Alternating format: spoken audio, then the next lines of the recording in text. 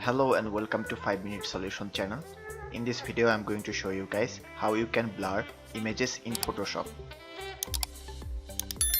So for that you have to open your image in Photoshop.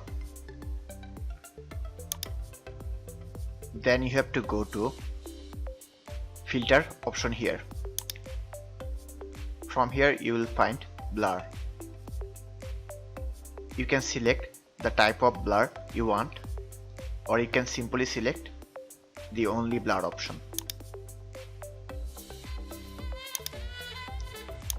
So I think the Gaussian blur is the best option, so for normal use cases. So I'm going to click on it, and here all I have to do is increase the radius, and the image will be blurred.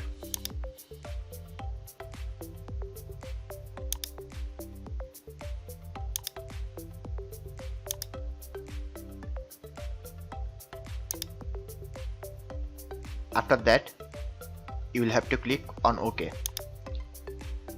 Your image will be blurred.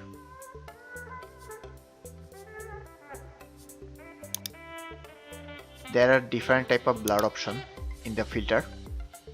You can check those out